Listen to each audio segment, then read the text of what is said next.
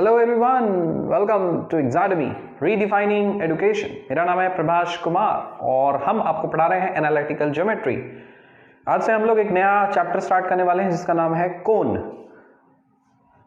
देखने सुनने में कॉम्प्लिकेटेड लग सकता है आपको, लेकिन कोशिश करिएगा लेक्चर को पेशेंस से सुनने की, नोट्स को अच्छे से प्रिपेयर करने की, कलरफुल नोट्स बनाने की और अपना विजुअलाइजेशन ऑन करने की, क्योंकि इसमें आपको विजन आपका क्लियर होना चाहिए। आंखें बंद तो आपको वो कोन दिख जाना चाहिए। ये वर्टेक्स, ऐसा बेस, सरफेस, ये सब चीज आपको जब दिखेगा तब और आसानी से आप प्रॉब्लम सॉल्व कर पाओगे। तो इसको फॉर्मली एक डिफाइन करते हैं हम लोग, कोन क्या होता है। इसको पहले छाप लीजिए, कोन लिखो। A cone is a surface generated by a moving straight line which passes through a fixed point and satisfies one more condition from the following. It may intersect a given curve.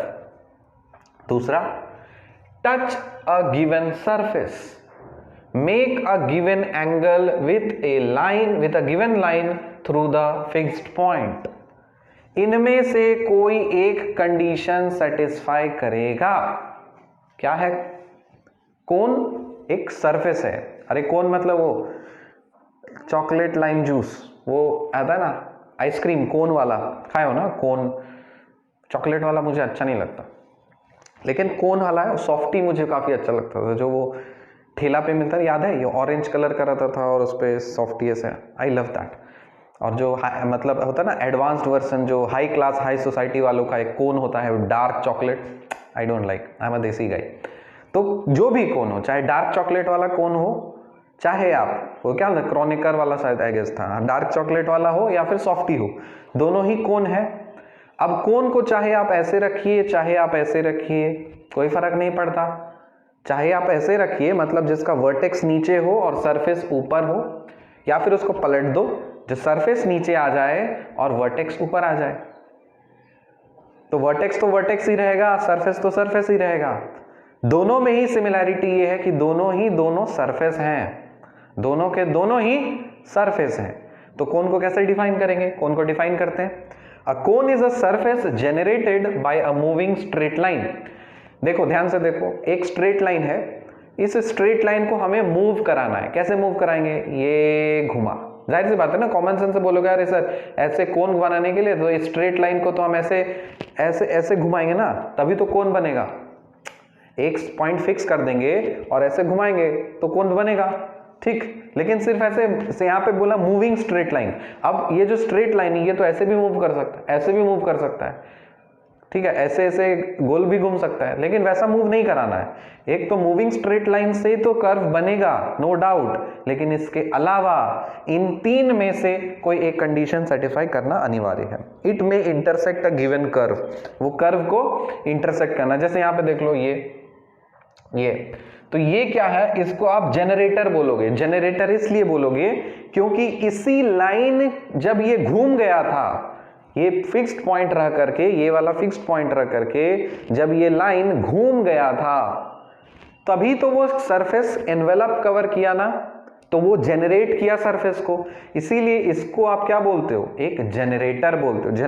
Generator बोले तो generate करने वाला। क्या generate करने वाला? Surface generate करने वाला। तो इसीलिए इस वाले चीज को, ये लाइन को, इसको बोलेंगे क्या? जनरेटर, क्योंकि इसी लाइन ये जब घूम गया था तब एक सरफेस प्रोड्यूस कर दिया था, साइड में भी नीचे में, ठीक। So it may intersect a given curve, पहला कंडीशन, या फिर टच अ गिवन सरफेस, या फिर make a given angle with a given line through the fixed point, ठीक। The fixed point is called the vertex. ये वाला जो fixed point है ना, इसको बोला जाता है vertex. The moving straight line in any position is called a generator. ये जो मूविंग लाइन है, जो लाइन मूव कर रहा था, उसको क्या बोलेंगे? Generator. The fixed curve is called the guiding curve और the base curve of the cone. और जो फिक्स्ड कर्व बना है ना अपने, ये जो फिक्स्ड कर्व बना है, मतलब एक कर्व बना है, तो उसको क्या बोलेंगे, गाइडिंग कर्व या फिर बेस कर्व। और सिंपल सा चीज है, जैसे मान लो कॉम्पास होता है ना, बचपन में यूज करते थे ऐसे करके, कॉम्पास होता, पेंसिल घुसा करके ऐसे पॉइंट करके ऐसे करते थे, तो वो जो जिसमें आप पेंसिल घुसाते थे ना, तो वो जनरेटर समझ लीजिए आप, वो जनरेटर था। वो सरफेस आपको हवा में था लेकिन आपको दिखा नहीं था, लेकिन जस्ट इमेजिन वो बेंसिया पेंसिल था ना, वो शाकालाका बूम बूम वाला टाइप का कुछ रहता कि आपने ऐसे घुमा दिया और वो एक सरफेस प्रोड्यूस हो गया, एक प्रोडक्ट बन गया, कुछ भी बनाओ वो निकल जाएगा, ठीक है, Shakalaka boom boom. The fixed point, इसलिए उसको क्या बोला जाता है, फिक्स्ड पॉइंट है ये vertex. The moving straight line in any position is called generator. The fixed curve is called the guiding curve और the base curve of the cone. ये आपकी टर्मिनोलॉजीज क्लियर है काफी अच्छी तरह से कोन का, वेरी गुड। आसान भाषा में फिर से समझिए, every line on the cone is called a generator. Every line, line बोला line, every line on the cone is called a generator.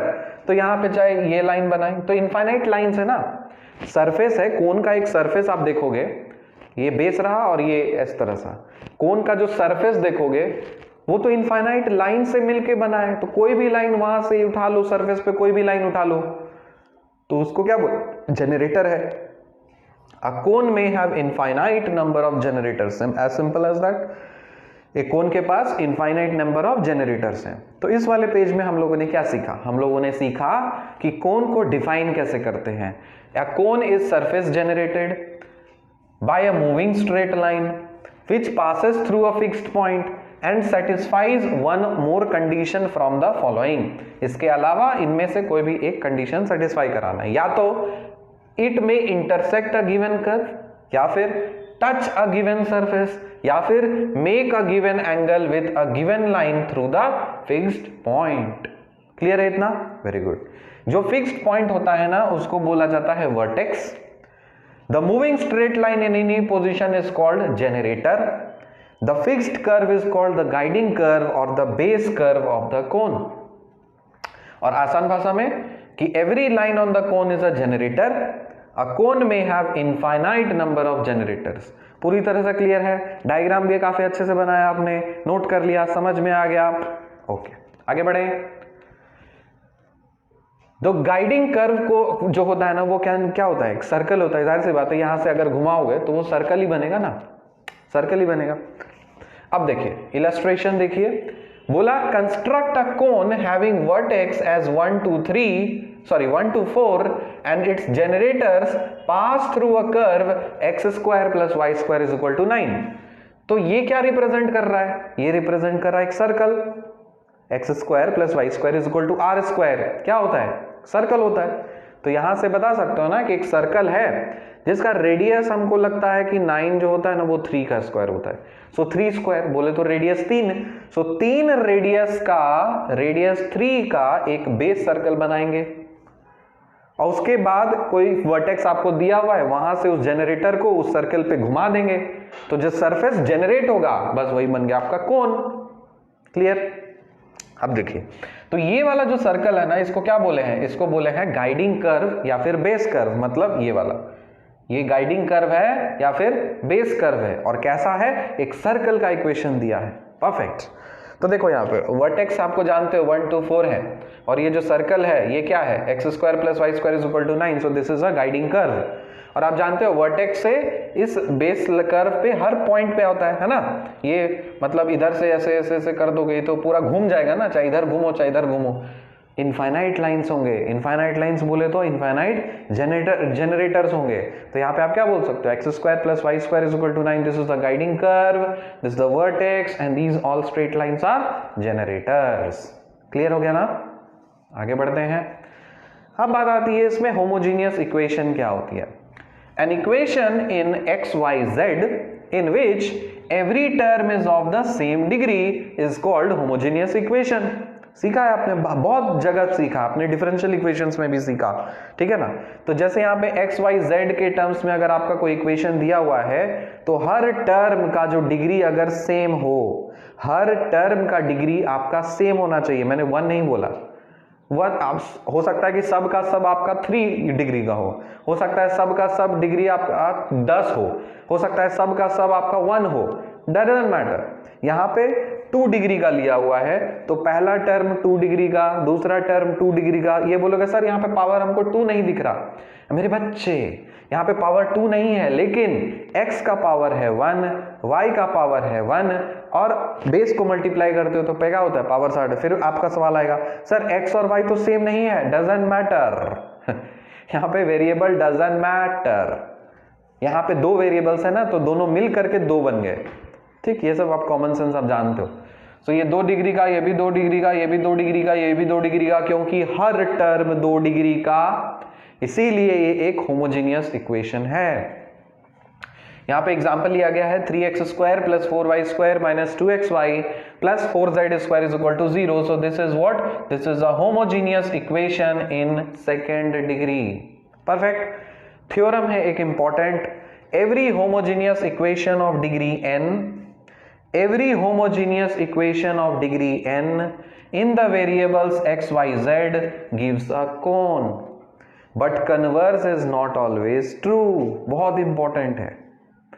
every homogeneous degree of n, कितना भी डिग्री का ले लो कितने भी डिग्री का इक्वेशन आप ले लो, यहां पे मैंने 2 डिग्री का लिया है, आप 3 डिग्री का लो, 4 डिग्री का लो, 1000 डिग्री का लो, सब के सब एक्स वाई जेड वेरिएबल्स में होने चाहिए, तब वो जो क्या बोलता है, वो एक कोन देगा। तो जितने भी होमोजेनियस इक्वेशन n डिग्रीज के होंगे एक्स वाई जेड वेरिएबल्स के टर्म्स में, वो सब के सब होमोजेनियस इक्वेशन आपको एक कोन देंगे। लेकिन ये जरूरी नहीं कि उल्टा भी सही हो। उल्टा इन अ सेंस कि हर कोन, मतलब ये जरूरी नहीं कि सब जो वो, मतलब आप समझ लीजिए पलट करके। Every homogeneous equation of degree n in the variables x, y, z gives a cone, but every cone doesn't give a homogeneous equation। ये जरूरी नहीं कि आपका हर कोन जो है, हर कोन का इक्वेशन आपको होमोजेनियस इक्वेशन ही मिले, ठीक है। But according to the syllabus of UPSC, union public service commission, we will master only second degree homogeneous equation of cone, also known as quadric cone। क्या बोलेंगे इसको, इसको बोला जाएगा क्वाड्रिक कोन। सो क्रोनोलॉजी आप समझ लीजिए, ठीक है, बताते हैं। थ्योरम आप समझिए, थ्योरम ये बोल रहा है कि कितना भी होमोजेनियस इक्वेशन का डिग्री हो एक्स वाई जेड वेरिएबल्स में, तो वो हमेशा कोन देगा। लेकिन उल्टा सही नहीं है, जरूरी नहीं कि हर कोन आपको होमोजेनियस इक्वेशन भी दे दे। हर होमोजेनियस इक्वेशन n डिग्री का आपको कोन देगा, लेकिन ये जरूरी नहीं कि हर कोन आपको होमोजेनियस इक्वेशन ही दे दे, ठीक। लेकिन सिलेबस, यूपीएससी का जो सिलेबस है, जो मैथमेटिक्स ऑप्शनल का कोर्स चल रहा है, उसके लिए हम लोग हायर डिग्री पे नहीं जाएंगे, एक मतलब सेकेंड वाले डिग्री पे हम लोग फोकस करेंगे, क्योंकि यहीं से क्वेश्चन आते हैं और इसको बोला जाता है क्वाड्रिक इक्वेशन, क्वाड्रिक कोन, ठीक है ना। इसको क्वाड्रेटिक या क्वाड्रिक बोलिए, तो क्वाड्रिक कोन बोला जाता है, ठीक है। अब देखिए, the direction cosines of any generator of a cone represented bye a homogeneous equation satisfy the equation of the कोन। क्या कहने का तात्पर्य है, दूसरा थ्योरम है, एक थ्योरम तो ये हो गया, दूसरा थ्योरम बोल रहा है कि द डायरेक्शन कोसाइंस। अब डायरेक्शन कोसाइन क्या भला है, जाओ और प्रीवियस लेक्चर आपको सिखाया है direction cosine, direction ratios. Direction cosine of any generator, किसका डायरेक्शन कोसाइन हुआ, लाइन का, सिखाया ना, direction cosine of a line. So line का है, तो जनरेटर क्या है, बेसिकली एक तो लाइन है। कोन में कितने लाइंस हैं, इनफाइनाइट लाइंस हैं। इनफाइनाइट लाइंस बोले तो इनफाइनाइट जनरेटर्स। अब जनरेटर ही लाइन है, लाइन का कोसाइंस है, इनफाइनाइट लाइंस है, तो इनफाइनाइट डायरेक्शन कोसाइंस नहीं होंगे, होंगे हर लाइन का अपना डायरेक्शन कोसाइन होगा। तो आप बोल सकते हो द डायरेक्शन, इसीलिए यहां पे लिखा है direction cosines of any generator of a cone, कोई भी जनरेटर का डायरेक्शन कोसाइन, ठीक है ना। Direction cosines of any generator of a cone represented by homogeneous equation satisfy the following equation. Illustration, जैसे मान लो आपको एक कोन का इक्वेशन है, ax square plus by square plus cz square plus 2hxy plus 2fyz plus 2gzx is equal to 0। Generator इसमें कैसे लिखोगे, generator निकालने के लिए आपको करना पड़ेगा x minus alpha by L equals to y minus beta by m is equal to z minus gamma by n। Direction cosines of the generator are LMN, आपको पता है LMN होता है direction cosines. Thus, the direction cosines of the generator will satisfy the equation of the cone. Direction cosines of the generator will satisfy the equation of the cone by putting x is equal to L, y is equal to M, z is equal to N. तो इस वाले equation में आप x के जगह पे L डाल दीजिए, y के जगह पे M डाल दीजिए और z के जगह पे N डाल दीजिए। तो यहाँ पे क्या हो जाएगा, AL square plus BM square plus CN square plus 2HLM plus 2FMN plus 2ZLN is equal to 0। So चलो अब इस थ्योरम को एप्लीकेशन देखते हैं, इस थ्योरम का एप्लीकेशन हम लोग देखते हैं। सो एप्लीकेशन ऑफ थ्योरम जो हम लोगों ने सीखा उसका एप्लीकेशन देखिए। We have an equation of cone and an equation of a straight line and we want to check if the given straight line is a generator of a cone or not। जाहिर सी बात है, ये कोन किससे बना, कोन तो line से बना, तो एक लाइन का इक्वेशन हो जाएगा और एक कोन का अपना इक्वेशन हो जाएगा। अब हमें ये चेक करना है कि वो जो लाइन है उस कोन का जनरेटर है या नहीं, मतलब वो लाइन से ही वो कोन बना है या नहीं। अगर बना है तो अच्छी बात है, नहीं बना है तो वो लाइन कहीं और होगा। इसीलिए कोन का इक्वेशन मान लीजिए ax square is equal to by square is equal to cz square, sorry ax square plus by square plus cz square plus 2hxy plus 2fyz plus 2gzx is equal to 0। और straight line का equation x minus x1 by l is equal to y minus y by m is equal to z minus z1 by n। If the straight line is a generator of the cone, अगर straight line आपका कोन का generator निकला, then its direction ratios must satisfy the cone। अगर straight line जो है उस कोन का generator है, मतलब वो जो straight line है उस कोन के ऊपर है, तो जैसे होता है ना कि वो स्ट्रेट लाइन अगर उस कोन के ऊपर है तो वो स्ट्रेट लाइन को उस कोन के इक्वेशन को तो 100% सेटिस्फाई करना पड़ेगा, तभी तो वो बोलोगे ना कि वो लाइन उस कोन के ऊपर है, उसी का पार्ट है, वरना काहे का सेटिस्फाई करेगा, वो काहे का पार्ट। समझ में आ रहा है कि नहीं? तो इसीलिए बस वही दिखाना रहता है कि दो, एक स्ट्रेट लाइन का अलग का इक्वेशन ये रहा, कोन का इक्वेशन ये रहा। अगर ये लाइन इस कोन का जनरेटर है तो जाहिर सी बात है इस लाइन का जो कोड मतलब जो कोऑर्डिनेट्स होंगे या फिर जो वैल्यूज होगी वो इसको सेटिस्फाई करना पड़ेगा। तो क्या कर लेंगे हम लोग, यहाँ पे x के जगह पे L डाल देंगे, y के जगह पे M डाल देंगे, z के जगह पे M डाल देंगे, तो ये हो गया। तो ये कंडीशन आपका सेटिस्फाई होना चाहिए। So AL square plus BM square plus CN square plus 2HLM plus 2FMN plus 2ZLN is equal to 0। So ये कंडीशन है for the straight line to be the generator of the cone. समझ में आया? कोन का basics आपको समझ में आया? चलो इसको एडवांस्ड वर्जन हम लेकर के चलते हैं आपको। इक्वेशन ऑफ अ कोन में कोन का इक्वेशन हम लोग कैसे दिखेंगे? General equation of quadric cone is ax square plus by square plus cz square plus 2hxy plus 2fyz plus 2gzx is equal to 0। तो ये वाला जो रहा स्टैंडर्ड फॉर्मेट, इसको आप बोलोगे ये एक कोन का इक्वेशन है। अब क्योंकि डिग्री 2 है इसलिए क्वाड्रिक कोन बोलोगे। ऐसे और भी कोन आ सकते हैं जैसे पेंटिक, हेक्सिक, नोनिक, डोडेकेक, लेकिन जरूरत नहीं है आपको। आपको क्या है, आपको सिर्फ और सिर्फ क्वाड्रिक पढ़ना है डिग्री 2 वाले। तो ये वाला इक्वेशन में बाय डिफॉल्ट ये कंसीडर किया गया है कि जो वर्टेक्स है वो कहां है, ओरिजिन पे है। 3 डायमेंशनल में ओरिजिन किसको बोलते हैं? 0 0 0 0 0 0। तो इसीलिए ये वाला जो इक्वेशन है, तो जब भी ये वाला इक्वेशन आपको लिखा रहे तो बाय डिफॉल्ट आपको क्या समझ के रखना है?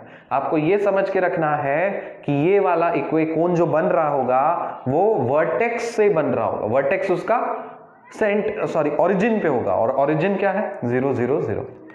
We shall be dealing with the quadric cones only and the term cone henceforth will mean quadric cone। तो बाय डिफॉल्ट आपके जो सिलेबस में है कोन कहीं पे भी लिखा हुआ है ना, तो बाय डिफॉल्ट उसका मतलब ही समझ लीजिएगा कि वो क्वाड्रिक कोन के बारे में बात हो रही है। अगर कोई और कोन है तो वो मेंशन कर दिया जाएगा, जैसे पेंटिक है, ठीक है, हेक्सिक है और हायर डिग्रीज पे, लेकिन नहीं पूछा जाएगा क्योंकि वो सिलेबस में ही नहीं है। आपको कोन बोले तो quadric cone. Equation of a cone इसमें दो केसेस हो सकते हैं। पहला केस हो सकता है कि वो जो कोन है वो ओरिजिन से निकल रहा हो, मतलब उस कोन का वर्टेक्स हो सकता है या तो ओरिजिन हो, ऐसा भी तो हो सकता है ना कि उस कोन का वर्टेक्स कहीं और हो। जरूरी है क्या कि हमेशा वर्टेक्स ओरिजिन ही होगा? नहीं होगा। तो दो केसेस हो सकते हैं, पहला केस जिसमें वर्टेक्स आपका ओरिजिन पे होगा और दूसरा केस जिसमें वर्टेक्स आपका अल्फा बीटा गामा कोई भी रैंडम वैल्यूज होंगे। नोट कर लिया इसको? अच्छे से नोट करो इक्वेशन ऑफ अ कोन, ये दो केसेस बताया। आगे बढ़ो। थ्योरम, फिर से आते हैं थ्योरम, क्या बोल रहा है? द इक्वेशन, थोड़ा और प्लस कर, हाँ, the equation of a cone with its vertex at the origin is homogeneous in xyz। क्या बोल रहा है कि the equation of a cone with its vertex at the origin is homogeneous in xyz। कैसे? Sir क्या कहना चाह रहे हो प्रभु? देखिए यहाँ पे ये वाला जो इक्वेशन आपको दिख रहा है, इस इक्वेशन के लिए बाय डिफॉल्ट आपका वर्टेक्स कहाँ है? ओरिजिन पे, 0 0 0 पे है। तो जरा सा आप चेक करिए तो क्या ये वाला इक्वेशन एक होमोजीनियस इक्वेशन है? चेक करो। होमोजीनियस इक्वेशन का कंडीशन, डिग्री सबकी सेम होनी चाहिए। क्योंकि हम लोग यहाँ पे क्वाड्रिक पढ़ रहे हैं इसलिए डिग्री सबकी 2 होनी चाहिए। तो आते हैं, इसका डिग्री बोले तो 2, डिग्री 2, डिग्री 2। यहाँ पे क्या बोलोगे? सर यहाँ पे ना x भी है, y भी है, h भी है, सर डिग्री 3 हो गया। अरे डिग्री आपको वेरिएबल्स की देखनी होती है, कांस्टेंट की थोड़ी ना देखनी होती है। तो h को आप भूल जाओ, क्या बचा है? x और y है, तो डिग्री कितना हो गया? 2। उसी तरह से f को भी इग्नोर करो, दूध भात है उसका, y z मिला के डिग्री 2, g का भी दूध भात है, z और x मिला करके डिग्री 2। तो इसकी degree 2, degree 2, degree 2, degree 2, degree 2, degree 2, सबकी डिग्री 2, मतलब सेम। वेरी गुड, इसीलिए वो होमोजेनियस इक्वेशन है। इसीलिए बोल रहा है कि the equation of a cone with its vertex eight the origin is a homogeneous in xyz। लेकिन जब वर्टेक्स किसी पॉइंट x1, y1, z1 या अल्फा बीटा गामा पर हो तब इक्वेशन होमोजेनियस भी हो सकता है और नॉन होमोजेनियस भी हो सकता है। इसीलिए वो पहला थ्योरम था कि हर होमोजेनियस इक्वेशन आपको कोन देगा, लेकिन ये जरूरी नहीं कि हर कोन का इक्वेशन होमोजेनियस हो। बुझली? ठीक है, फिर से पढ़ो। The equation of a cone with its vertex eight the origin is homogeneous in xyz। Perfect. लेकिन जब वर्टेक्स किसी पॉइंट x1, y1, z1 से आप रिप्रेजेंट करो या अल्फा बीटा गामा से रिप्रेजेंट करो पर हो, कोई भी रैंडम पॉइंट पे, मतलब ओरिजिन पे ना हो, तब इक्वेशन आपका होमोजेनियस भी हो सकता है और नॉन होमोजेनियस भी हो सकता है। क्लियर, क्रिस्टल, काफी अच्छे तरह से समझ रहा है? Perfectly. Equation of a cone with vertex at origin, जब वर्टेक्स ओरिजिन पर दिया गया हो तब होमोजेनियस इक्वेशन आती है। इसलिए इक्वेशन को पाने के लिए होमोजेनाइजेशन करना पड़ेगा। क्या बोला? एक इक्वेशन को पाने के लिए आपको क्या करना पड़ेगा? होमोजेनाइजेशन करना पड़ेगा। फिर से सुनो, equation of a cone with vertex eight the origin, तो जब वर्टेक्स ओरिजिन पर दिया हुआ हो तब होमोजेनियस इक्वेशन तो आती है, लेकिन वो इक्वेशन आती है, ठीक है। इसलिए इक्वेशन को पाने के लिए आपको क्या करना पड़ेगा? होमोजेनाइजेशन करना पड़ेगा। सीखते हैं। देखिए यहां पे इलस्ट्रेशन बोल रहा है, find the equation of a cone whose vertex is the origin. Visualization हुआ, एक कोन मानो जिसका वर्टेक्स आपका ओरिजिन पे x, y, z और यहां पर आपका ओरिजिन। अब ये वर्टेक्स आपको हो सकता है कि ऐसे झूला हो, चाहे इस साइड हो, चाहे इस साइड हो, चाहे इस साइड हो, doesn't matter, doesn't matter. Vertex आपका सिर्फ ओरिजिन में होना चाहिए। चाहे कोन आपका ऐसे निकला हुआ हो सकता है, चाहे आपके तरफ निकला हो सकता है, मेरे तरफ निकला जा सकता है, इधर जा सकता है, इधर कहीं भी जा सकता है, लेकिन जो वर्टेक्स है ना वो सिर्फ और सिर्फ ओरिजिन पे होना चाहिए। बस वो कंडीशन बोला है। तो आपको बोला इक्वेशन ऑफ कोन, मतलब कोन का इक्वेशन आप निकालिए। Find the equation of cone whose vertex is the origin, जिसका वर्टेक्स आपका ओरिजिन पे हो, and which passes through the curve of intersection of the plane lx plus my plus nz is equal to p and the surface ax square plus by square plus cz square is equal to 1। ऐसे questions आते हैं आपको। तो आपको बोल दिया कि एक कर्व ऑफ इंटरसेक्शन है, मतलब कर्व ऑफ इंटरसेक्शन है जिसका आपका जो वर्टेक्स है वो ओरिजिन पे पास करना चाहिए, और जो कर्व है मतलब विच passes through the curve of intersection, जो इस वाले प्लेन और इस वाले सरफेस जब आपस में टकराएंगे और जहां पे इंटरसेक्ट करेंगे तो एक कर्व मिलेगा, उसी कर्व से ये वाला कोण पास करता हुआ होना चाहिए और वो वर्टेक्स से निकलता हुआ होना चाहिए। समझ में आना है? तोड़ तोड़ कर मैं आपको बता दिया आसान भाषा में। So find the equation of the cone whose vertex is the origin and which passes through the curve of intersection of the plane Lx plus My plus Nz is equal to P and surface Ax square plus By square plus Cz square is equal to 1। Perfect. अब देखो कैसे आगे बढ़ते हैं। सबसे पहले the equation of the plane आपको दिया हुआ है, क्या दिया है? Lx plus My plus Nz is equal to P। अब राइट हैंड साइड में आप कर लीजिए 1, तो यहां पे क्या हो जाएगा? Lx plus My plus Nz divided by P is equal to P divided by P, P से P कैंसिल, बोले तो 1। And the equation of the surface क्या है? Ax square plus By square plus Cz square is equal to 1। Making to homogeneous with the use of 1। आपको क्या करना है? Making to मतलब इस वाले इक्वेशन को आपको क्या करना है? Homogeneous with the use of 1। ये ऑलरेडी होमोजीनियस है वैसे 2 डिग्री 2 डिग्री 2, लेकिन आपको इसको इंट्रोड्यूस कराना है 1 के हेल्प से। तो उसको क्या करना पड़ेगा? तो देखिए यहाँ पे ये क्या चीज है, राइट हैंड साइड में आपका तो 1 है ना, तो 1 के बदले में तो आप ये लिख सकते हो, और इधर क्या है? यहाँ पे ax square plus by square plus cz square is equal to 1 है, तो इस वाले 1 के एक्सप्रेशन को आपको यहाँ डाल देना है, इस वाले 1 के एक्सप्रेशन को आपको यहाँ पे डाल देना है, ठीक है। तो यहाँ पे देखिए अभी ये आपका होमोजीनियस आपको देखने से लग रहा है, लेकिन क्या बोलते हैं इसको, हो भी है भी नहीं भी, इन सेंस कि यहाँ पे 1 का स्क्वायर जब हम कर देंगे ना तब ये होमोजीनियस कहलाएगा, लेकिन 1 स्क्वायर बोले तो 1, वैसे होमोजीनियस है नो डाउट, लेकिन आप समझिए बात को कि सबका पावर क्या होना चाहिए? 2 होना चाहिए। यहाँ पे तो हम 3 भी लिख सकते हैं ना, यहाँ पे तो हम 7 भी लिख सकते हैं, यहाँ पे तो हम 1000 भी लिख सकते हैं। 1 के पावर में 1000 कर देंगे तो ये होमोजीनियस रहेगा क्या? मतलब 1 पावर 1000 को जब आप सॉल्व करोगे 1 लाओगे, चाहे रखो ना रखो आपको क्या मिला, ये चीज तो होगा। मैं इसको कैसे बताऊं? कोई भी इक्वेशन आपका होमोजीनियस कब होता है? जब उसका हर टर्म का डिग्री सेम होता है। तो देखो यहाँ पे इसका डिग्री कितना है? 2 है, इसका डिग्री कितना है? 2 है, इसका डिग्री कितना है? 2 है। इसका डिग्री 2 भी बोल सकते हो, 1 भी बोल सकते हो, 3 भी बोल सकते हो, 1000 भी बोल सकते हो, 10,000 भी बोल सकते हो ना। अरे 1 के पावर में जितना मर्जी कर दो 1 ही मिलेगा, तो हम अपनी सुविधा के अनुसार 1 का स्क्वायर भी तो कर सकते हैं ना। अगर 1 का स्क्वायर कर दिए तो होमोजीनियस हो गया, 1 का क्यूब कर देंगे तो होमोजीनियस नहीं होगा, 1 का पावर 4 कर देंगे तो होमोजीनियस नहीं होगा। तो ये तो होमोजीनियस नहीं है, मतलब टेक्निकली स्पीकिंग होमोजीनियस नहीं है। होमोजीनियस होने के लिए हर टर्म का डिग्री सेम होना चाहिए। इधर के डिग्रीज आपके 2 हैं तो 1 का भी तो डिग्री 1 ही होना चाहिए ना, तभी तो वो होमोजीनियस होगा। समझ पा रहे हो बात को? फिर बोलोगे सर 1 स्क्वायर का मतलब तो 1 ही ना, घूम फिर के 1 ही आ जाएगा। अरे आएगा, वो हम समझ रहे हैं आएगा, लेकिन उसको होमोजीनियस के फॉर्मेट में लिखना है ना। तो यहाँ पे 1 जब लिखा हुआ तो होमोजीनियस नहीं है, जब आप 1 का स्क्वायर कर दोगे तब होमोजीनियस हो जाएगा। आया समझ में? नहीं समझ में आया तो मैं क्या बताऊं? कमेंट सेक्शन में लिखो, बताओ, डिस्कस करो, थोड़ा सा चर्चा वर्चा करो। बता दिया हर टर्म का डिग्री सेम होना चाहिए। तो यहाँ पे तो आपको 1 का स्क्वायर मांगता, 1 का स्क्वायर मांगने से तो कोई फर्क तो नहीं पड़ेगा इस मेन इक्वेशन में, बट हमको होमोजीनियस मिल जाएगा। हमारा तो वही मकसद है जो आपका होमोजेनाइज करना है।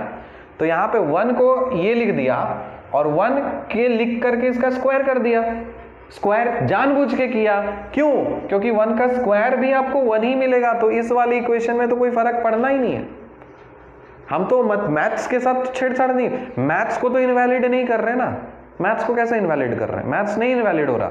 यहाँ पे 1 का स्क्वायर कर दिए ना तो 1 ही रहेगा, मैथ्स इनवैलिड नहीं हो रहा, लेकिन हमारा फायदा हो जा रहा है क्या? एक स्क्वायर लगाने से ये होमोजीनियस बन जा रहा है। ठीक। तो इसी 1 को रिप्लेस करके यहां डाल दो, उसका स्क्वायर कर दो, तो क्या बन गया ax square plus by square plus cz square plus lx plus my plus nz by p इसका होल स्क्वायर।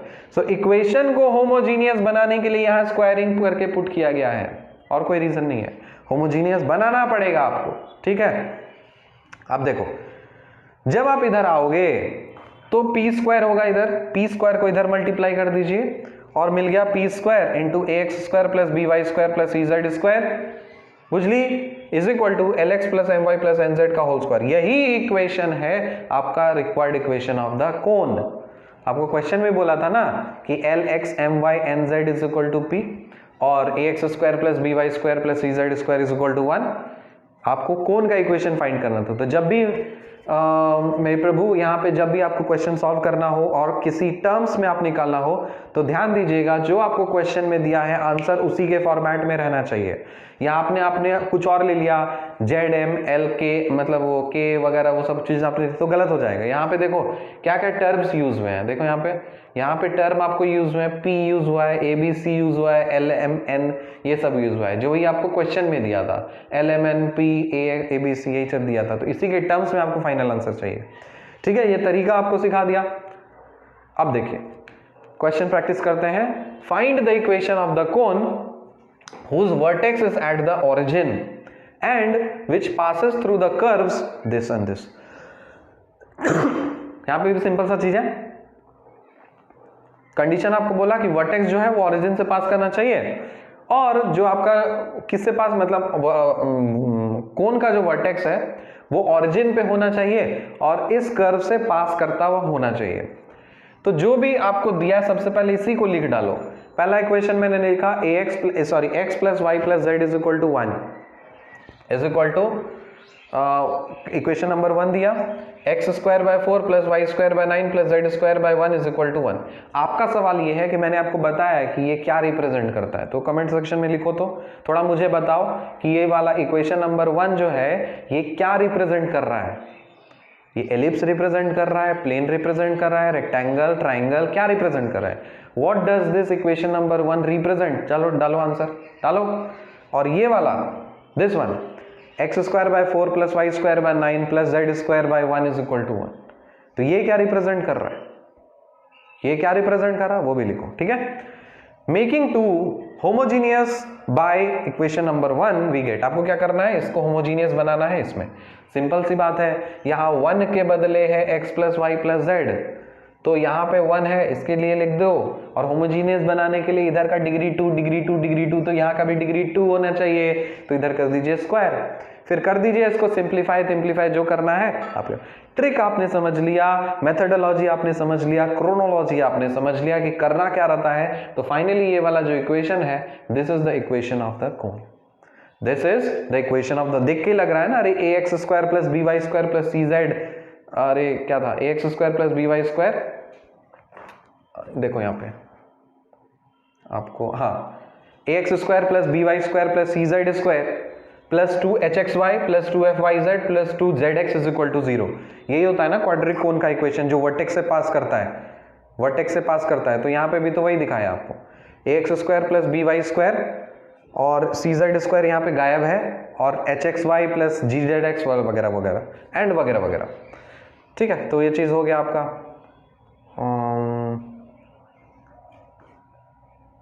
हाँ z square I guess cancel हो जाएगा क्योंकि यहाँ पे z स्क्वायर है ना, और इधर z स्क्वायर कैंसिल हो जाएगा, इसलिए आपको ये वाला इक्वेशन बना।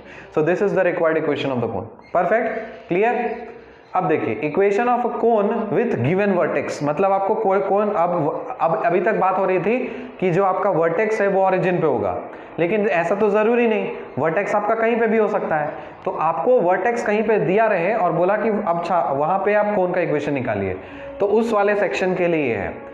So let us understand the standard procedure by taking an example. Example से समझते हैं, समझ में आएगा। Find the equation of the cone with vertex 1 2 3 and base curve जो है, base curve है y square is equal to 4ax, z is equal to 0। तो आपको base curve दे दिया, vertex दे दिया, इसका इक्वेशन निकालने के लिए बता रहा है। क्या करना है, let l m n are direction cosines of the generator. सबसे पहले आपको जनरेटर का डायरेक्शन कोसाइंस पता करना है। डायरेक्शन कोसाइंस को कैसे रिप्रेजेंट करते हैं? एल एम एन से। तो मान लिया let l m n are the direction cosines of the generator. Generator किसका? कोन का। So the equation of the generator passing through the vertex. अब जाहिर सी बात है क्योंकि वो जो जनरेटर है वो तो कोन पे लाई कर रहा है, तो कोन से जब लाई कर रहा है, पास कर रहा है, तो वो तो उस इक्वेशन को सेटिस्फाई करना चाहिए। So equation of the generator passing through, वही कंडीशन हम लगाएंगे कि जनरेटर का इक्वेशन लिखेंगे और उसको सेटिस्फाई करा देंगे। तो हम क्या करना है? इक्वेशन ऑफ जनरेटर, जनरेटर का इक्वेशन लिखना है। जनरेटर क्या है? यहाँ पे स्ट्रेट लाइन है, उसका इक्वेशन डायरेक्शन कोसाइंस के टर्म्स में क्या होता है? x minus x1 by l, y minus y1 by m, z minus z1 by n होता है ना। तो यहाँ पे ये तो दिया है आपको, जनरेटर तो वर्टेक्स से ही निकलेगा ना रे मेरे घोचू, वर्टेक्स से ही जाएगा ना, तो वर्टेक्स पे तो सेटिस्फाई करेगा ना उस लाइन का इक्वेशन। लाइन का जो इक्वेशन है वो तो इससे भी पास कर रहा है ना, वर्टेक्स से भी ना, तो ये सारे पॉइंट्स भी तो उस पे लाई करेंगे ना। तो वही तो लिखा है यहाँ पे x माइनस x1, x1 क्या है? 1, तो x minus 1 by l is equal to y minus 2 by m is equal to z minus 3 by n is equal to r के कुछ भी मान लो से, ठीक है। So the generator in parametric form is, तो आप इसको क्या करोगे? पैरामेट्रिक फॉर्म में आपने लिखा x को लिख दिया LR प्लस 1, y को लिख दिया MR प्लस 2 और z को लिख दिया NR प्लस 3। क्लियर है? काफी अच्छी तरह से समझ में आया? Very good. Since every generator passes through the base curve, since every generator passes through the base curve, since every generator passes through the base curve, तो इसीलिए क्या हो जाएगा? MR प्लस 2 का whole square is equal to 4a into LR plus 1 और NR plus 3। यहां पे बोला generator in the parametric form ये है every generator passes through the base curve, क्योंकि जो भी जनरेटर है वो तो सर्कल को भी पास करेगा ना, मतलब जो भी आपका बेस कर्व बनेगा, जैसा भी बेस कर्व बने, ठीक है ना, तो उस बेस कर्व को तो पास करना ही है। तो जो कुछ भी आपका एक्स वाई जेड की वैल्यूज है वो बेस वाले कर्व के इक्वेशन को भी तो सेटिस्फाई करेगी। बेस कर्व का इक्वेशन क्या दिया? Y square is equal to 4ax, तो y के बदले क्या लिखेंगे? mr प्लस 2 लिख डालो यहाँ पे, y के बदले लिखा mr प्लस 2 का whole square is equal to 4a x lr plus 1, 4a lr plus 1, ठीक है, ये हो गया। अब दूसरा क्या है? z is equal to 0, z is equal to 0 बोले तो z is equal to nr plus 3, nr plus 3 is equal to 0। तो यहां से r क्या निकलेगा? r is equal to minus 3 by n निकलेगा, ठीक है। तो ये इसको सब्स्टिट्यूट कर दीजिए, सिंपल सी बात है, परफेक्ट। हाँ वही सब्स्टिट्यूट किया, मतलब mr प्लस 2 और ये यहाँ से देखो दो इक्वेशन आ गए ना यहाँ से, तो nr plus 3 is equal to 0, यहाँ से r की वैल्यू क्या आ गई? Minus 3 by n. इस माइनस 3 बाय एन को इस वाले इक्वेशन पे डाल दो, तो minus 3 by n into m plus 2 का whole square is equal to 4a into minus 3l by n plus 1, और इसका स्क्वायर कर दीजिए is equal to 4an into minus 3l। ये आप कर सकते हो, मैं ज़्यादा डीप में नहीं जा रहा, इसको कुछ कुछ सॉल्व करिए, यहाँ से lmn की वैल्यू निकालिए एक्स वाई जेड के टर्म्स में। तो ये आपका जनरेटर का इक्वेशन है, क्योंकि जब आपको इक्वेशन लिखना है तो वो आपको एक्स वाई जेड के टर्म्स में लिखना है बेसिकली, है ना। तो बस ये हो गया आपका, the required cone equation is 9y square plus 4z minus 12yz is equal to 4a into minus 3xz plus z square plus 9x minus 3z। So non homogeneous equation of curve के दर्शन कर लो। सो देख लो ये वाला जो है ना, ये भी कोन रिप्रेजेंट कर रहा है, बट ये नॉन होमोजीनियस इक्वेशन। पहली बार आपको रूबरू करा दिया किससे? एक नॉन होमोजीनियस इक्वेशन जो भी कोन को ही रिप्रेजेंट कर रहा है। आई होप समझ में आया होगा क्या है ये, एंड प्रोसेस वगैरह वगैरह एंड वगैरह वगैरह। क्लियर हो गया? आई होप समझ में आया होगा। चलो, आपको वर्टेक्स दिया था कि कैसे आपने सॉल्व कर लिया, चलो ये भी सीख लिया। आगे बढ़ते हैं हम लोग। अब बात करेंगे हम लोग राइट सर्कुलर कोन की। राइट सर्कुलर कोन नाम से देखो, a right circular cone is a surface generated by a line which passes through a fixed point and makes a constant angle with the fixed line through the fixed point। ठीक, A right circular cone is a surface generated by a line. A right circular cone is a surface generated by a line which passes through a fixed point and makes a constant angle with a fixed line through the fixed point.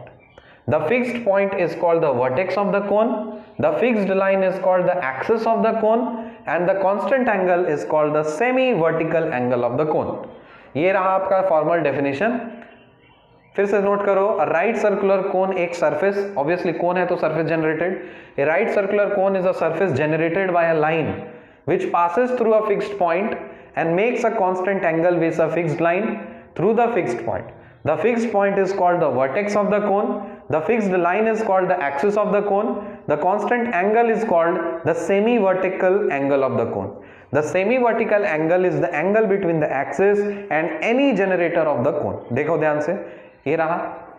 तो इसको आप right circular कोन बोलोगे, right circular कोन बोलोगे. तो एक vertical line drop करो, ये रहा आपका अल्फा, ये वर्टेक्स है और ये रहा जनरेटर, और ये इसको क्या बोलोगे, right semi vertical angle is the angle between axis and the generator of the cone. So ये रहा आपका semi angle.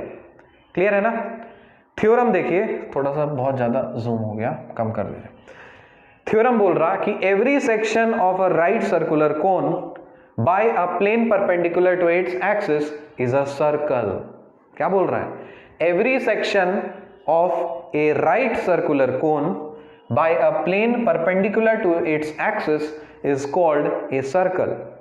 Every section of a right circular cone by a plane perpendicular to its axis is called a circle.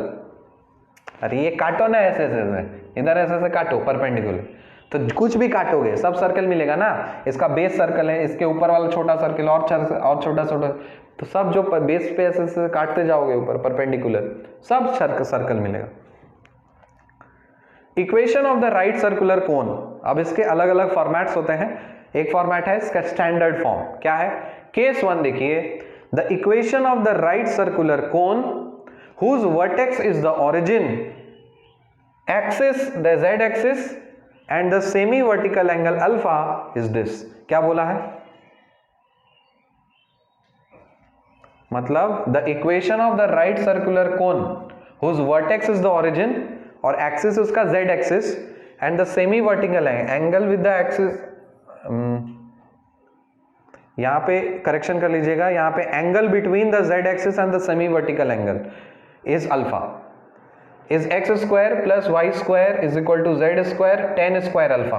तो ये एक represent कर रहा है, ठीक है, कोन का, राइट सर्कुलर कोन को. दूसरा, the equation of the right circular cone whose vertex is the origin, the axis the line x by l is equal to y by m is equal to z by n, l m n being the direction ratios, and semi vertical angle alpha is lx plus my plus nz का whole square is equal to x square plus y square plus z square into cos square alpha. यहाँ से difficult level बढ़ रहा है, समझिए बात को. और ये जो है ना, मतलब ये वाला यहाँ पे नहीं, ये सही है, करेक्शन का जरूरत नहीं है. एक वर्टेक्स, सॉरी एक कोन है जिसका एक्सिस बोले तो ये वाला, इसको बोल रहे हैं, ग्रीन कलर का लाइन दिख रहा है ना, ये एक्सिस है. तो ये वाला एक्सिस अगर z एक्सिस हो और ये अल्फा हो, तब उस केस में ये वाला इक्वेशन होता है उस राइट सर्कुलर कोन का, राइट सर्कुलर कोन का. दूसरा केस, अब ये तो जरूरी नहीं कि आपका हमेशा वर्टिकल ही एक्सिस या z एक्सिस ही एक्सिस हो, आपको कोई भी रैंडम एक्सिस हो सकता है. तो मान लेते हैं वो वाला कोई भी एक लाइन है, वो एक्सिस बन रहा है, तो x by l is equal to y by m is equal to z by n, ये एक्सिस है. इसी एक्सिस के बेस पे आपका वो कोन जनरेट हुआ है. तो l m n being the direction ratios and semi vertical angle alpha is lx plus my plus nz का whole square is equal to x square plus y square plus z square cos square alpha. Case number 3, the equation of a right circular cone whose vertex is alpha beta gamma, semi vertical angle theta, and the axis has the direction ratios lmn is l into x minus alpha plus m into y minus beta plus n into z minus gamma whole square is equal to x minus alpha का whole square, y minus beta का whole square, z minus gamma का whole square into cos square theta. Note करिएगा, 3 important cases हैं, थोड़ा सा याद करने में डिफिकल्टी हो सकती है, बट आप रेगुलर प्रैक्टिस करोगे तब आपको समझ में आ जाएगा और याद करने में भी सुविधा होगा। Now we are going to discuss the proof of case 3 as all the other cases can be derived from this. तो इसका प्रूफ इंपॉर्टेंट है, कैसे होता है ये प्रूफ पूछ लेते हैं। तो ये थर्ड वाला जो है इसी का आप प्रूफ करेंगे, इसी से इसमें कंडीशन पुट करेंगे तो केस 1 केस 2 बन जाएगा। ठीक है, तो बोल रहा कि लेट ए कोई भी एक पॉइंट है, अल्फा बीटा गामा मान लेते, कोई भी एक रैंडम पॉइंट है, be the vertex, let A alpha beta gamma be the vertex and A N be the axis, ये जो है इसको आप एक्सिस बोल सकते हो, with the direction ratios LMN। तो ये जो डायरेक्शन रेशियोज इसका सपोज मान लेते हैं LMN है, और P XYZ is any point on the cone, और कोई पॉइंट P है जो उस कोन पे है XYZ, while angle NAP is equal to theta, angle NAP is theta, direction cosines of AP are proportional to, direction cosines of AP are proportional to x minus alpha, y minus beta, z minus gamma, and the direction cosines of AP are proportional to x minus alpha, y minus beta, z minus gamma। ठीक है, and direction cosines of AN are proportional to LMN। तो उस case में आप cos theta क्या लिख सकते हो, ये जो है ना cos थीटा आप क्या लिख सकते हो, x minus alpha into L plus y minus beta into M plus z minus gamma into N divided by root under of x minus alpha का whole square, y minus beta का whole square plus z minus gamma का whole square into root under of L square plus M square plus N square. फिर ये कुछ simplify वगैरह सब करिए, क्योंकि आपको पता है L square plus M square plus N square तो 1 होता है। जब इसको आप पुट करोगे तो फाइनली आपको ये इक्वेशन मिल जाएगा, so which is the required equation of the cone. Clear है ना। तो डायरेक्शन कोसाइंस अगर मान लेते हैं, एक डायरेक्शन कोसाइंस ABC है, दूसरा DEF है, तो दोनों के बीच का एंगल तो निकाल ही सकते हो ना, तो वही रिलेशन यहाँ पे लगाया, सिंपल है, क्या है, एक लाइन का प्रूफ है। ठीक, क्वेश्चन देखो, find the equation of the right circular cone whose vertex is at the origin, axis is the line x by 1 equals to y by 2 is equal to z by 3 and which has a vertical angle 60 degree. तो यहाँ पे ये कौन रहा, ये वाला कौन, ये रहा आपका बेस सरफेस, ये रहा आपका एक्सिस, ठीक है ना, 60 डिग्री है, तो ये रहा आपका 30 डिग्री, इसका हाफ लेते हैं, सेमी एंगल लेते हैं ना, तो ये 60 डिग्री दिया है तो 30 डिग्री हो जाएगा। कोई भी एक पॉइंट मान लेते हैं PXYZ है, और इस पे आप M ड्रॉप कर दीजिए परपेंडिकुलर, और ये रहा आपका वर्टेक्स 0 0 0। अब इससे देखो क्या करना है, find the equation of the right circular cone. Right circular कोन का आपको इक्वेशन फाइंड करना है जो कि वर्टेक्स से पास कर रहा हो, और ये वाला एक्सिस का इक्वेशन दिया हुआ है x by 1 is equal to y by 2 is equal to z by 3, और जिसका वर्टिकल एंगल जो है दिया हुआ है वो 60 डिग्री दिया है। कहने का तात्पर्य यही होता है, ये 60 डिग्री इसलिए कि मतलब एक राइट एंगल ट्राइंगल बनेगा, मतलब ऐसे जब ड्रॉप करोगे तो 90 डिग्री एक राइट एंगल ट्राइंगल बनेगा। So let P XYZ be any point on the कोन। तो मान लेते हैं P कोई भी XYZ कोई भी पॉइंट है कोन पे, and PM is perpendicular in the axis, तो PM is perpendicular in the axis OA, और the equation is x by 1 is equal to y by 2 is equal to z by 3। Angle AOP is equal to 30 degree, angle AOP is 30 degree, semi vertical angle from the right angled OMP, from the right angled triangle OMP, right angled triangle OMP, from the right angled triangle OMP, OM is equal to OP cos 30 degree, OM is equal to OP cos 30 degree, मतलब इसका projection आप इस पे गिरा दीजिए, अरे इसका इधर गिराओगे तो क्या होगा, OP का cos 30 डिग्री मिल जाएगा, तो OP इंटू रूट 3 by 2, आपको OM पता चल गया, वेरी गुड। तो OP आप जानते हो क्या लिख सकते हो, root under x square plus y square plus z square. OM is equal to projection of OP on OA, तो x minus 0 into 1 by root 14, so root 14 plus y minus 0 into 2 by root 14 plus z minus 0 into 3 by root 14 is equal to ये, जिसको आप ये put करोगे, so putting this values in equation number 1, इसमें जैसे आप put करते हो तो फाइनली आपको ये चीज मिल जाता है। क्या है यहाँ पे देखो, OM is equal to OP root 3 by 2 है ना, तो OM के जगह की ये वाला एक्सप्रेशन डालो, OP के जगह पे ये वाला एक्सप्रेशन डालो, तो जैसे ही डालते हो तो फिर आप सिंप्लीफाई करोगे, so which is the required equation of the cone. अब जरा सा पता करो तो ये वाला होमोजीनियस इक्वेशन है या नॉन होमोजीनियस है, होमोजीनियस मिलेगा, क्यों, देखो x square y square z square मतलब 2 डिग्री 2 डिग्री 2 डिग्री, यहाँ पे भी 2 डिग्री, यहाँ पे भी 2 डिग्री, यहाँ पे भी 2 डिग्री, होमोजीनियस है।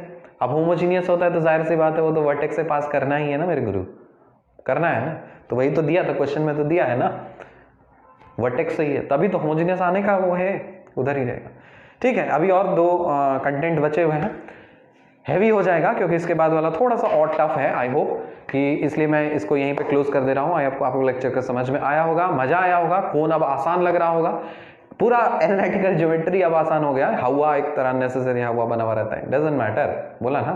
पढ़िए आप आराम से, तोड़ तोड़ करके पढ़िए, बहुत मोहब्बत से लेकर के पढ़िए, ठीक है। जब बाबा साहेब अम्बेडकर 2 लाख किताब पढ़ करके याद कर सकते हैं ना, तो आप कुछ भी कर सकते हो। दुनिया में कोई ऐसा नहीं होगा जो 2 लाख किताब पढ़ करके याद किया होगा। जितने भी वर्ल्ड रिकॉर्ड्स बने हुए हैं ना, डॉक्टर बी आर अम्बेडकर के नाम पे बने हुए हैं, पढ़िए उनको, ठीक है, पढ़िए जा करके, समझ में आएगा, बुद्धि खुलेगा। घंटी बजाना और ये सब चीज टोना टोटका करने से, पाखंड में पढ़ लेने से शिक्षा की तरफ आइए, जिंदगी सवरेगा। हमारा कंट्री पाखंड में जो डूबा हुआ है, इसको निकालना है बाहर, स्कूल में भेजना है, कॉलेजेस में भेजना है, यूनिवर्सिटी में भेजनी है, तभी कंट्री उत्थान होगा, वरना हो जाएंगे बर्बाद जैसे सदियों पहले थे, ठीक है। इसलिए पढ़िए, काफ़ी आराम से पढ़िए, जब भी मन करे, जब भी कोई रहना, फालतू काम छोड़िए, पढ़िए। ट्रैवल कर रहे हैं तो पढ़िए, खेल रहे हैं तो उस समय भी कुछ सीखिए, मजा करिए, एंजॉय करिए, पकड़ पकड़ के लोगों को पढ़ाइए, बहुत ज़रूरी है हमारे कंट्री में। नहीं अगर पढ़ेंगे ना तो ये जितने भी चिल्लर है ना, आप पे बर्बाद कर देंगे, पूरे कंट्री को बर्बाद कर देंगे। शिक्षा ही एक ऐसा हथियार है जिससे आप कंट्री को बचा सकते हैं, और अन्य विकल्प नहीं है। जितना पढ़ा सकते हैं लोगों को पढ़ाइए। With this I am ending the course. अगले लेक्चर में हम लोग कोन का अगला पार्ट स्टार्ट करेंगे। अगले लेक्चर में कोन पूरी तरह से हो जाएगा समाप्त। मिलते हैं आपसे अगले लेक्चर में, तब तक के लिए बाय।